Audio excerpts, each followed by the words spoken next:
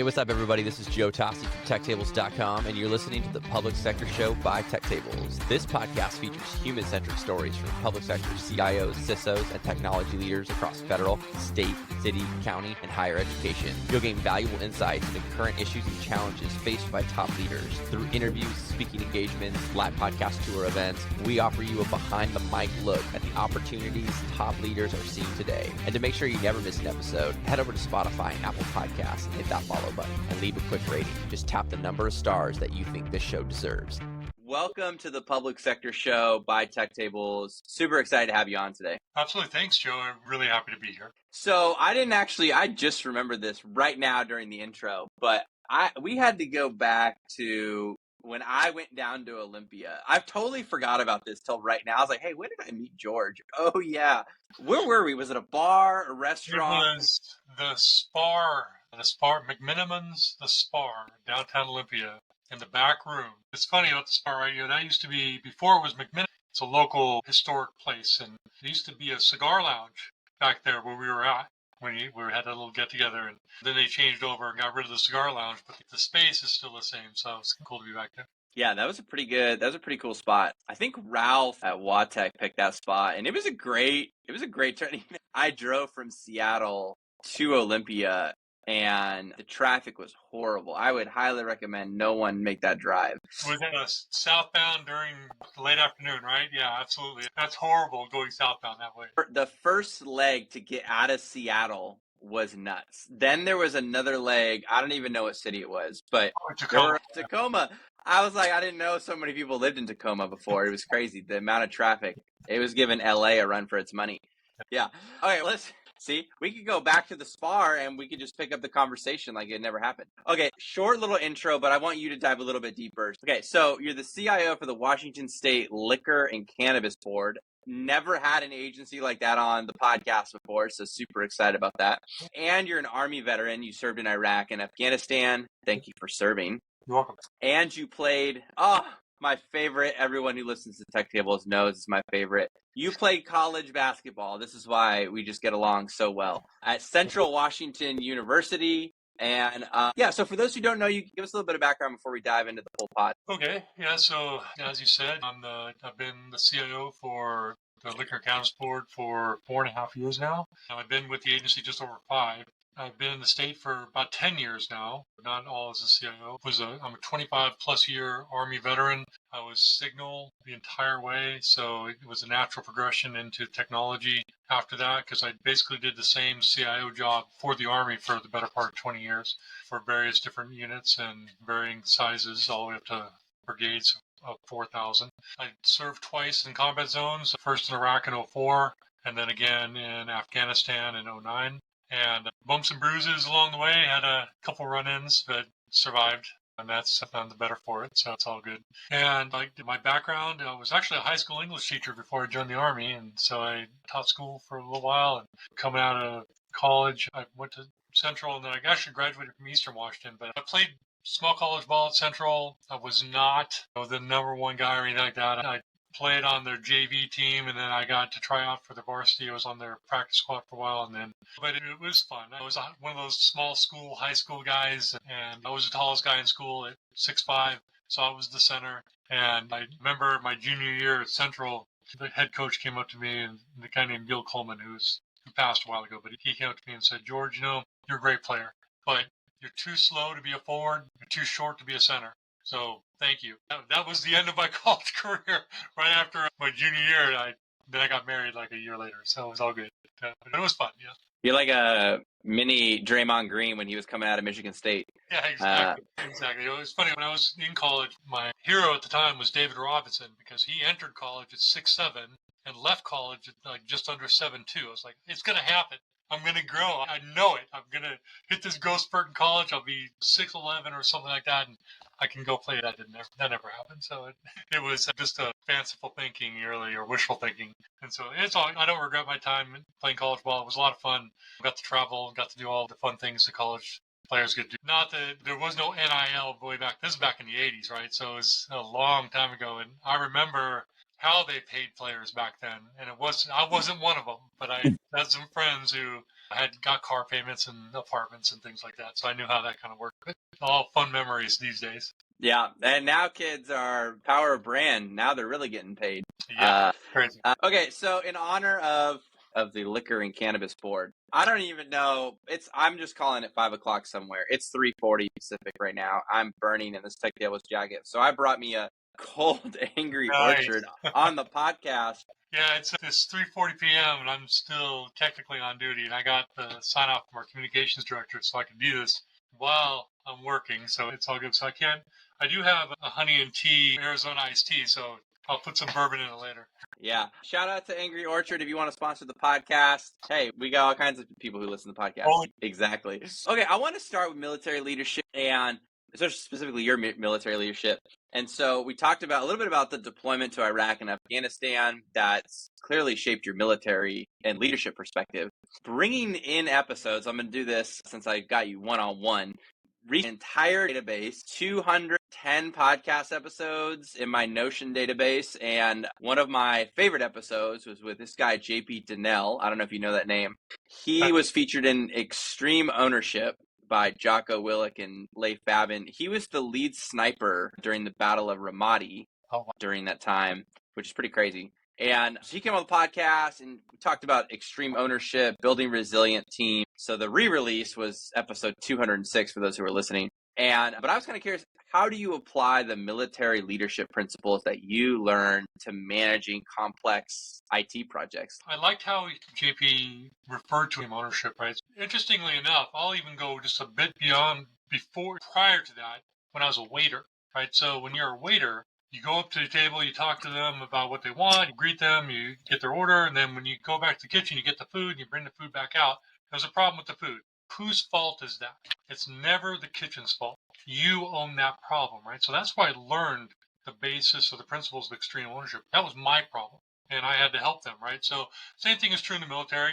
You get directives from your leadership, you get mission scope, you get guidance and directives about what to do, what our part in it is. Then I own that, right? So that's me and my team. We own how are we going to help facilitate communications on the road for the convoys within the operations center so they can have contact with those convoys within the base itself, all those things. So that's all me. That's all me and my team. So that's where I go with when he refers to extreme ownership. And then the resilient piece of that is how do we adapt and overcome the challenges that we're going to face? And how do we maintain morale in the face of those challenges and still accomplish the mission and then do it all again the next day? So it's a never-ending story. It's on repeat the entire time you're in theater, and there's never a break. So you have to be resilient in order to do that in a functional way, and you have to have a team that is able to bounce back from the adversity they face on a given day, and that includes getting blown up, which is what happened to me in 2004. So that team, I feel fortunate that my team was resilient enough that when I got taken out and I had to be medevaced out of the country, they were still able to carry on their mission successfully without me.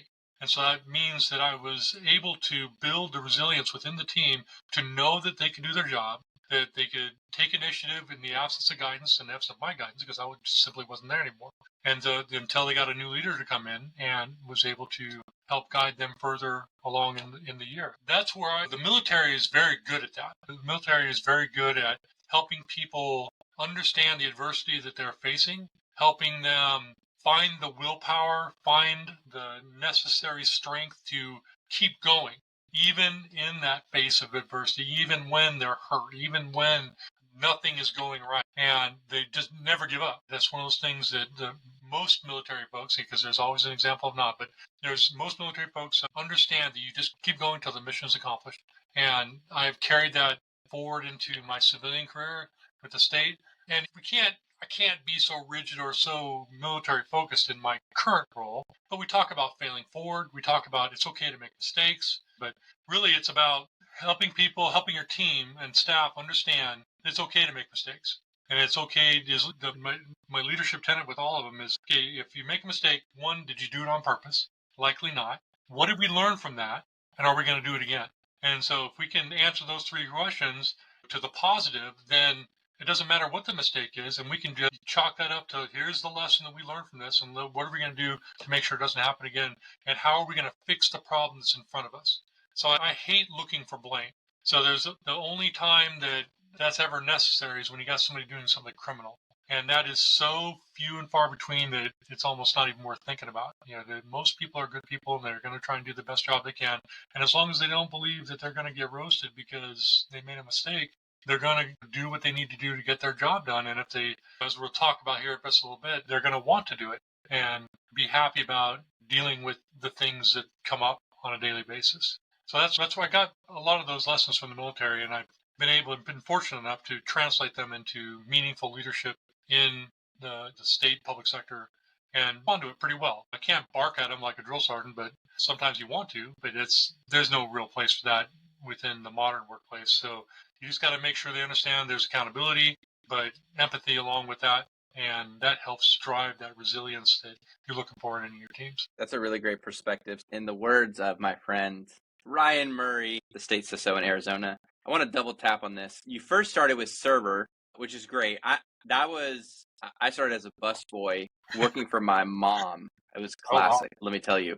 And at the Good Earth Restaurant and Bakery in Goleta, California. That was, I think, probably the first time I was like, oh, wow, I really got to manage this and learn some ownership. So you laid the foundation. We've got server at a young age. We go into the military. I'm sure basketball plays a role in you just understanding your position on the team, all that kind of stuff. Let's jump to maybe, is there a specific project? This could be a past project where things are just going off the rails. And by the way, no one ever wants to admit that anything ever goes off the rails, but no, that's where the best lessons are learned. Absolutely. I'm in a project right now. We're actually just now about 90 days-ish post-production, post-go live. But this project is 9 years in the making. 9 years. That's 2 failed iterations. That's a reorganization. That's a pause. That's all of these things, right? So decisions were made back in 2015, 16, way before I even joined the agency, about the direction, about the scope, about discovery, all the things that go into technology projects. And it's all gone sideways in every direction over the years. And when I took over back in 2021, I was already on the team as the operations manager working on the previous CIO. And her name's Mary Gold. She's great. She was handed a lot of decisions versus being able to be part of those decisions. She was told, this is what you will do. That's never a good thing in technology, right? You should be listening to the CIO. And that didn't happen. And so a lot of what went wrong was due to decisions by people who had no business making those decisions, in my opinion, especially looking back on it. And Mary had to deal with that. And then I, in turn, had to take it over. And when I took it over, it resulted in me essentially firing the entire project team, reorganizing it, putting it on pause for a year to reorganize it, and then creating the ownership.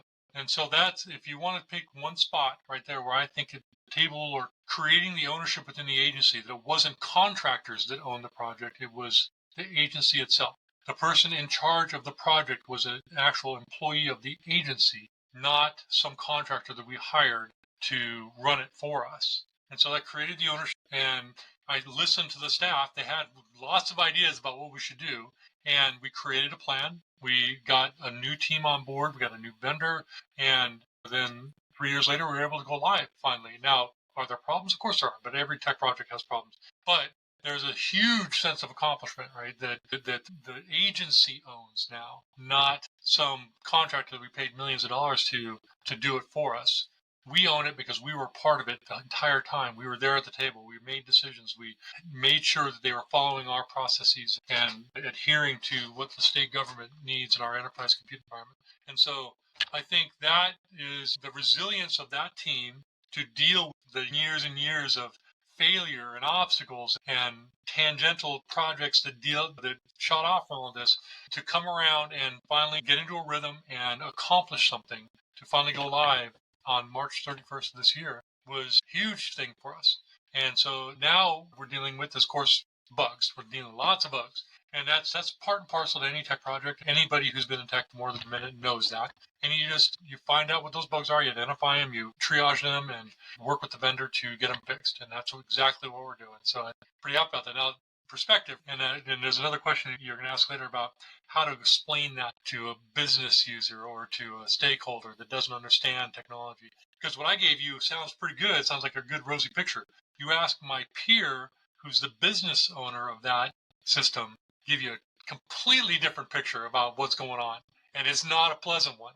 But that's a difference in understanding the lift in technology to get there.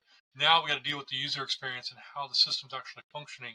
And that's a little bit more focused on the business itself and how they're doing that. Now, the good news is that things are turning around, so the experience is getting much better. But that's that partnership and the overall resilience of the agency to weather these kinds of small storms, and how do we get there? So that they're all interconnected. And it's, dealing with the turmoil or the churn on a daily basis also plays into the resilience of all the people involved. And it's been tough. And there's some people who are burned out, and we've got to find ways to take care of them. And it'll also speak into another question we have here, I think, just a little bit in terms of dealing with people first kind of thing. So, is it possible to share any of the high overview level of details of this project? Is this like, I'm just going to say this is like a ServiceNow implementation something like this? So this is a Salesforce implementation. It's using Public Sector Foundation, which is one of their giant modules within the Salesforce platform. And we built a configured licensing system on top of that within Public Sector Foundation. And we like to call it configured, not custom, but there are some custom aspects of it. There's no. It's pretty big. It replaced 7 disparate legacy systems, that one of which was 42 years old at the time. Seriously, 42 years old. And when we finally retired that thing, it's like that was a red letter day on the calendar. But yeah, a system that had been running for 42 years. And it was on not just its last legs, it was in the grave, to say the very least. No security patches available, no nothing. And this is what I was handed. And so you had to make the best of it. Looking back a decade ago when this was all starting, would I have used Salesforce back then? I don't know. I thought I'd use Salesforce is an expensive platform. And we're a small agency, so is that juice worth the squeeze in terms of getting the Cadillac of all systems? Because Salesforce is by far the best system to put applications and stuff on. But maybe we could have made some other considerations about where we should have gone. But it is what it is. That's what we're using now. We're now a Salesforce shop, and we're happy about it. But just like anything else, right, the Salesforce developers and Salesforce admins are solid gold. And in the public sector, you get somebody who's really well versed in Salesforce, they usually don't last very long in the public sector because they jump to private sector because they can make so much more money. So there's that double-edged sword about getting a platform like that and getting people who become experts on it, that they ought to be really committed to the public service aspect of the work. And I'm pretty fortunate. I do have some very dedicated people on my staff, and I haven't had to worry about that just yet, but it's in the back of my head. Don't worry about those people jumping ship because of all the experience they're getting on. But yeah, it's one of those things where you got to find a vendor. In this case, Accenture is our partner, and they've been bringing in all kinds of experts to help us navigate the post-go live aspect of this. And it was a pretty heavy lift. And it's a pretty big deal. In fact, it's been showcased, I think, at what is their big conference in San Francisco? Dreamforce, I think, is the name of the conference. And I think one year that they were in the middle of building, Accenture actually presented on our specific project thing in San Francisco. It's a pretty big deal. But yeah, it's pretty amazing what it can do. And once we get all the bugs worked out of it, I think the user experience will be pretty awesome for our stakeholders and our constituents to use it. That's really great. First thing I heard was 42 years old. George, guess how old I am. How old am I, George? Can you take a guess? How old do you think I am? 38. Oh, man, not bad. I am 36, and although I will be 37 this November, so pretty close. I'll take it as a compliment. Okay. Yeah, that system's been around. So you talk about technical debt, right? Technical debt in any public is rampant. And there are some older than others. And we're talking mainframe era type technology. We're talking DOS. If you go to Costco, right, they're still using DOS on their inventory. So that's a great example. And it's out there for everybody to see that knows what they're looking at. But this is we had an old ASA 400 that was processing all this stuff. That was just one of the systems. And we had all these others that were in varying states of decay, anywhere from 7 to 10 years, 15 years, 20 years. And then there's this one, 42 years old. Actually, it's even older. We went live March 31st, 2025, and it was put into service in 1983. That was when that system started operations in the liquor and cannabis board. Back then, just a liquor control board. And it was just, when I found that out, I just couldn't believe it. Who didn't make the decision over the years to modernize that? Now, there are some things, if it ain't broke, don't fix it. There's that old school mentality. It's like a Nokia phone, right? That thing will just last forever. It'll never break. And mainframe type stuff doesn't break. The problem with mainframe and COBOL is that everybody who understands it is either retired or in a nursing home these days. And literally, my mainframe or my administrator, her name was Roberta. I had to hire a contractor. She was 70 years old. 70. And when we retired the system, she retired. She only stayed on because of this system. She was done. She was like, thank God I'm out. And she finally, actually, I think she retires in a month and a half officially, because we'll have decommissioned the system completely by then. But it's just the most ridiculous thing in the world that we had these systems in place for so long. And this is the problem with public sector. And I think it addresses, sometimes it's so difficult, right, to get the funding to get the right kind of buy-in to get the technology needed to replace. Now, what is digital currency? You're talking about the life cycle of equipment at the max should be about 5 years. So you're looking at any one appliance or any one system, the max you should be looking at is about 5 years. And by then, technology has progressed so far that you need to completely shift it. Now, the best practice you're looking at is you never get 1 or 2 versions out of date. The max is 2 versions, and then you're at that point, then you're looking at a major lift and shift if you're beyond 2 versions. This wasn't just a major lift and shift, right? So it wasn't just the technology that we had to completely replace. It was also the business process behind it. So you're doing business process in COBOL and iSeries and all the things that they could do within that. You get people super familiar with that over decades of service. Then you bring in something like Salesforce, and they have no idea how to do it. It's the same job, but completely different technology, completely different business process that gets you to the same endpoint. And those things are, so you're not just changing the technology, but you're changing the entire mindset of the people who are using the technology. And then you have to get them to buy into that, learn how to use it, and then be able to understand it well enough to help their licensees who are applying for licenses and permits to say, this is what you need to do. This is the screen you need to go to. This is the information you need to put in. Oh, by the way, the error you saw, this is what that means. So all the things that understanding, that tribal knowledge that was there in the old system because of all the history behind it is gone. And now they're in this brand new system. So it's not just the technology that has to transform and be current, but also the methodologies behind it and the business processes that you had to revamp completely to fit the new technology. And so those are all part and parcel to major lifts and shifts. So how do you avoid that? By keeping current in your technology and making incremental changes over the years, not some gigantic, momentous 9-year-long project that gives everybody heartburn and, hey, look, it made me lose my hair. So it's all those things that you have to go with. So you said a lot right there, George. And it was fantastic. It was incredible. So I always give podcast questions. It's more of a framework, and then I just see where the conversation goes. Sure. So there was a lot that you said there that I want to unpack. Okay. Even if we don't hit any of the other questions, I don't care. This is so good. Okay, so first off, let's talk about the business process, right? I think a lot of mistakes happen when you try and fix the technology, but we don't actually understand the business process. We don't understand the workflow. Let's just start. Who's the customer? Who's the end customer for your agency? There are 2 of them. I'm going to break them into 2 parts. One, we have the internal users, right? So in this case, our licensing division. So they are charged with issuing permits and licenses and educating on the regulations that govern liquor and cannabis, tobacco, and vape in the state.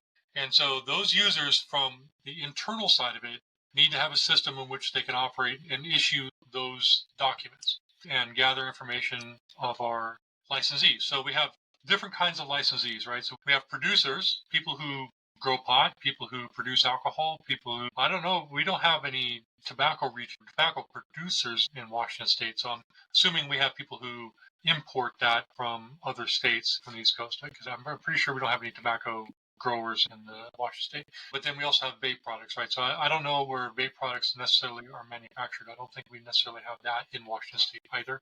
So likely those people are importing those from other areas of the country or even externally internationally. So that's one level. They have to have licenses and permits to do those things. Then you have processors, let's just focus on cannabis for them. Like that makes it easier. So we have producers, people who grow pot. Then you have processors, people who turn that plant into something. And so they turn it into resin or they turn it into various cannabinoid is what they call it, which is, say that fast 5 times. The products that we consume, the end users consume, whether it's drinks, whether it's edibles, whether it's actual leaf that product that you smoke in terms of a joint or in a for lack of a term, bong. That's back in my high school days. That's what it was. Then from there you got people those are the processors. Then you have labs who do the testing of all of these things, right, to make sure that there's no contaminants in them.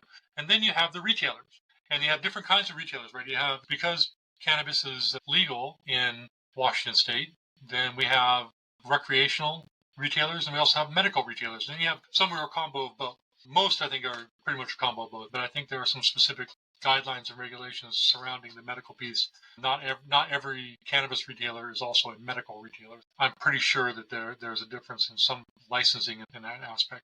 But those are the 4-ish main groups that get permits and licenses. But then you have to think about, so there are roughly 1,900 of those kinds of licenses that we issue out to those groups.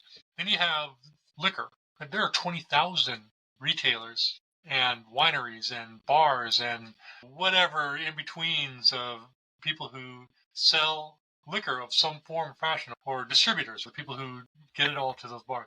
Then you got all the convenience stores, and you got all the other small places that sell vape or cigarettes and tobacco stuff. So all those things, those are all the kinds of, and this is just phase 2 of this project, was just dealing with the licenses of all those groups. So we have the licensees and retailers out there that need permission from the state to conduct that business, whatever that business is, whether it's producing, processing, testing, or selling of all those things. And so those are the licenses that we issue out.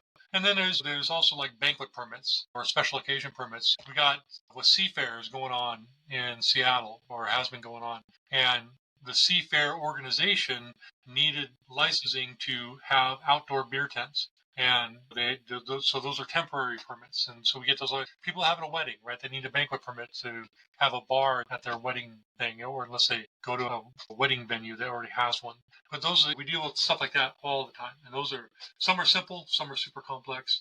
And so we had all the things in between, and we had to figure out a system that encapsulates or captures all of those complexities and is able to issue licenses in a way that is organized and efficient, and the user experience for the people applying, they're able to navigate that without too much trouble, and then the people who are actually processing those permits are able to issue those also without too much trouble. And that's what we're working on right now, is that complexity and those errors and problems that we have. And so that's part and parcel to these tech projects, especially big ones like we had, and we're sorting through all those problems right now and making it better for everybody that's involved. Okay, that's great. So now we've got a vision of the customer. We know what the workflow, the process looks like. What do you think your role of the CIO is in the next 5 or 10 years? Like, where do you think that is going with what you know about your customer? So I've always viewed my role as the CIO is to find out what our customers need. So in this case, my customer is the internal user. So what I'm trying to build for is really the user experience for my internal customer. It translates into usability for the external customer, but really I'm focused on building a system that my licensing division can use. So I have almost no public-facing aspect to my job. Every now and then I talk to it, maybe like this is public-facing to a certain extent. But otherwise, my main users are the members of my agency in the other divisions. So I have business analysts that talk with them in their various ideas. What is the good idea of the day, and how are we going to translate that good idea into something what is the outcome they're looking for? So once we find out what that outcome is looking for, so okay, let the technology people figure out what technology fits that And because the breadth of technology today is so large, sometimes we ask for help. We ask for a vendor to help us out, or we have lots of smart people on staff. I got about 50 people on my staff, and they're varying degrees of technical acumen and expertise in various areas. And so they all keep abreast of the trends in technology. And so once we get a BA that gathers the requirements, what it is the division's trying to do, then we say, okay, now that we have this idea about what they're trying to do, what do we know that's already out there? One, is there other agencies already doing it? If there are, can we translate that into something we can use readily, or is it something custom that we need to build based on the technology that we need to know? In this case, what started out was for Salesforce, the Department of Licensing was already doing a Salesforce implementation for licensing. Hey, if we translate what they're doing for car licenses into something we could do for issuing licenses for retailers. And so now it ended up not translating very well, but we still use Salesforce, which is what they did, because we got sold on the idea that Salesforce could do what we need to do, and we figured out what the best path for that was. And so my role has been that I'm the technical sponsor of the project currently, and so my role is to make sure that the right people are on the project doing the jobs they need to do to help move it forward continuously. I interface with the technical side of the vendor on a constant basis. So I'm talking to their executive leadership from the technical roles, make sure that they're providing the right resources, making sure that the explanations they bring for the things that either went right or went wrong are translated into usable and consumable information for my senior leadership of the agency, my peers across the divisions, as well as our director and deputy director and the board itself. Because just anybody else, right, you start talking ones and zeros, unless you're in the business, your eyes are going to glaze over and start rolling up your head. And you forgot your name and everything else that happened. And so nobody wants to hear that, right? So you got to turn it into, what is the so what? So what does this mean for me? How can I use this to do my job? And that's the part where I see my role as that translator of technobabble and helping them understand this is what we're doing. Now, when you're on a project for so long, the good news is that most of your stakeholders start learning what that language is, and they start understanding the things they're doing. So my job becomes that much easier. I don't necessarily have to explain what Salesforce does. I don't have to explain what Public Sector Foundation does, at least not nearly as in depth as I used to. And the people that have been involved in this project have been around for at least 5 years, as long as I have. And so they're all pretty well versed on what's been going on, and they're recognizing what's going right and they're recognizing what's going wrong. And that's the beauty of modern technology, is that it's so usable across the spectrum of work that your everyday user who's not in technology actually understands it pretty well. And they know what a browser is. They know what an operating system is. They know how things interact with each other. So they're not quite so reliant. It's people like me, I know you're 36, I'm 56. And so I happen to be in technology, but some of my peers who are my age, yeah, they weren't in technology or they haven't used it for very long. And so their technical acumen or their ability to understand it is pretty low. And so I have to find more creative ways to explain it to them so they can understand what it means to them and how they're conducting their operations. And I take that as a duty to help them find that understanding and help them leverage the technology that is available. And so that is the ongoing job of a CIO, is to help be that bridge between where technology is and where it can be applied into the business, so they don't have to fight, that understanding. So I need to provide that understanding for them, and then they can consume it in whatever way they need to, and then apply it to, and that helps them transform their processes and deliver the service to the citizen of Washington. So that's really how that's the circle that I'm describing. Yeah, I love that. Okay, so let's look at, I'm curious, workforce development. So we don't want a situation where the 70-year-old person is coming back in to manage a project and she's already ready to retire. She's doing you a favor. How are you preparing the next generation to take over? We've got, I imagine, once the technical debt is cleaned up and the data is looking good, I'm sure Salesforce wants you to use AI. I'm sure they're pushing that. Walk us through, what does the workforce development look like? I'm 36. I'm coming for your job pretty soon, right? Someone like me is in the saddle. So what does that look like? So I'm always a believer, right? You develop your team to be able to do your job when you're not there, right? So I want to be able to go on vacation and not worry about the house burning down while I'm gone. And so I want my team to be able to take my senior leadership. I have 5 senior managers. I want them, any one of them, to be able to step into my role and be able to do that work. So they got to understand the political side of it. They also got to understand the technical side of it. I focus more on the up and out. They focus on the down and in. But now let's talk about the staff, right? Because this applies to everybody. The cloud, not everything is rooted in hardware anymore, right? So everything is, we're essentially 95% virtual now in terms of our servers and our infrastructure. We have one major appliance of a storage area network that we have a bunch of servers on. But it's a big appliance we have in a state data center, but it's only one rack. And so I don't have a huge footprint anymore of 20 racks of hardware. I have one. And then the rest of it's in the cloud, either in AWS or in Azure. And so how do you manage that? Now, the good news is that these cloud platforms have been around for a while, and their ability to be scalable and controllable by an individual is huge these days. It's very mature. And so it doesn't take a lot to translate the skill set of managing 20 or even 100 servers or a huge server farm in a state data center that you have to go physically turn on and off, or make sure if it was overheating, you'll make sure that direct cooling, to now looking at a dashboard that allows you to do essentially the same thing, but virtually. You're pressing the same kind of buttons. You're spinning a server up with the right configurations to do the job you need to do, or you're spinning it down. And that's the scalability and the ability to do that quickly is so much better in a virtual environment that you just have to help your staff by providing the training and the opportunity to learn how to do that. And so any good CIO, in my opinion, is going to invest in that training for their staff. This is that people first part, right? You don't want to lay anybody off ever. How do you translate those skills that are coming from the legacy world into this more modern environment, especially with AI and the cloud environment that's so prevalent? AI is a tool. It's not the answer. And AI understanding, so what is prompt engineering? You have to understand what questions to ask.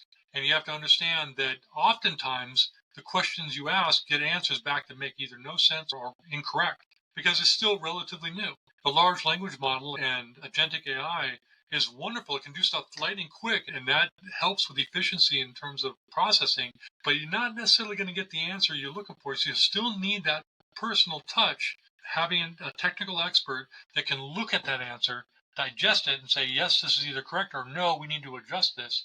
This is like an 80% solution, not 100% solution. And so I don't think that's ever going to go away, and not for a while, because as great as large language models are, they're still learning, and there's still so much data out there. And what about all that bad data that's out there? Everybody who's been around for a minute knows that the internet's full of stuff that just isn't true. It is not very accurate.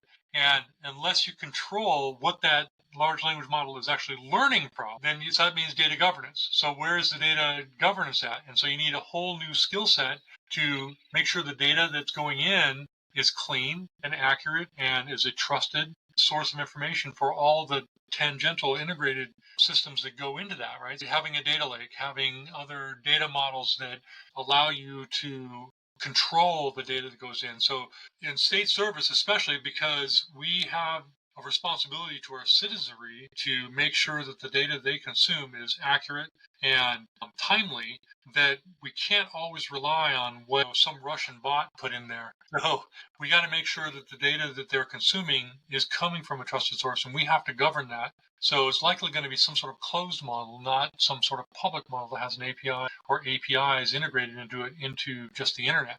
And so that's what we're wrestling with right now in the state. There are some agencies that are a little bit more leaning forward, like Department of Ecology's got a great CIO named Scott West, who leans way forward into the AI space, because he's an evangelist when it comes to AI, and it's pretty exciting what he's trying to do. But I can't go there yet, because I need to make sure that, because I'm in a regulatory agency, I got to make sure that the information and the laws that we are applying to these licensees is accurate. And we don't want to give them bad information, because if we give them bad information, that results in lawsuits and all the bad things that can happen. And we don't want that at all. So we want to make sure that we're providing timely information. So data governance is huge for us. And I have a new data group that we just stood up, and I got members from every division that's in the agency that are part of that to try and shape what the kind of data that we're using, where it comes from, how it's stored, how it's used, how it fits into these integrated systems, especially like this new system from Salesforce. And then how do we tie that all together? And if we have for the great use of AI for us would be like frequently asked questions and the interactive chatbot that we can get our external users to interact with. And if we can develop easy applications that can be funneled through that to limit the need for our licensees to interact, or our licensing specialists to interact with them, so they can focus on the higher tier, more complex licenses, or to just deal when things go sideways, right? So that helps make things more efficient, because we're overwhelmed right now. We're getting 30,000 phone calls over 3 months on just getting registered, let alone, can you imagine if we had a really modern and mature AI system to help answer these questions and get them registered, where I didn't need to have 10 bodies answering phone calls for 9 hours a day, every single day, for months, trying to get people into the system. So that's a great use for me, but unfortunately, we're not quite there yet. And of course, then there's the funding to get something like that in place. So the state is limited in terms of its ability to fund things because of the process, the procurement process that's out there. You can't just, I'm not Microsoft, or I'm not Google, that I can say, okay, I want to spend $1 billion and put this thing in place right now. I have to ask for the money. I have to go through the process, and that takes a year to even do that. And then once I get that, then I have to go through the contracting process, which could take anywhere from 3 to 6 months.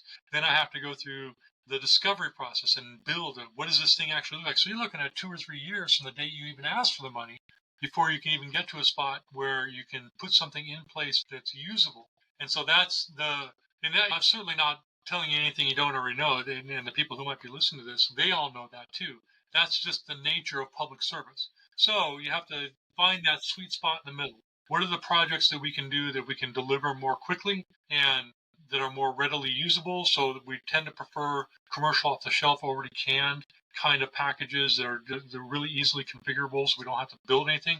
Sometimes you're doing something so unique that it has to be a custom build, but then you have to build in the time for that. And so make sure you're managing expectations with the people who are going to consume that system. Say, hey, listen, this is a custom build. It's going to take us 12 to 18 months even to build the code for it. And then you got to deal with your resources, right? So I'd say I have 50 people. That doesn't mean I have 50 developers, customer service folks. I got storage people. I got database administrators. Really, I only have about 5 developers. And they are all supporting the 100 other applications that I have, let alone something brand new. So likely I'm not the one that's going to build it. That means I got to hire a vendor like Accenture to do that something for me. And then what does that look like? And then how do I make sure that they are towing the line when it comes to not only building something that we can use, but following the guidelines the state puts in place? So that you asked about what my role is. My role is to play arbiter, mediator, referee, all the things between this private sector vendor and the public sector users and everything in between. I have to make sure I'm keeping my thumb on that, taking the pulse of what's going on, and then making sure that I can escalate when I need to, making sure that the vendor is following our processes, because I can't just let them do whatever they want, because I have to be the person that's mindful of the laws of the state and the rules of the enterprise environment that we're operating in. And fortunately, I have a lot of really smart people that help me with that. But those are the things that a modern technology leader, especially in the public sector, has to be mindful of. If we had more time, there was a lot I would go into right there. There was a lot there. Everything from the procurement side to just how Washington State operates. But hey, we're running out of time, so that's how it is. So we're coming up on time right now. This was really a fantastic conversation, and I'd love to continue it. So maybe in the future we will. But in just a short snippet, what would you leave a piece of advice for an upcoming technology leader? What advice would you give that person? I would say focus on your people. You want your people to want to be there, right? So one of my jobs, you asked me what my role as CIO is. One of my roles is to take the heat round from above, putting it in a military perspective. If a heat round's coming in, I'm going to take it right to the chest. I'm going to learn the lesson that needs to be learned. What is it that is making that person angry? What is it that I need to take away from that meeting? And then how do I help my team achieve the success they need to be happy about doing their work? Because if they're happy, they're going to deliver the services that the agency needs on a daily basis without too much complaint. Anyway, everybody's going to complain, but it's one of those things where they do it with a smile on their face and they're happy to achieve the goals the agency is setting to support the citizens of Washington. And they do this on a daily basis, right? So the advice is take care of your people. Get them the training they ask for.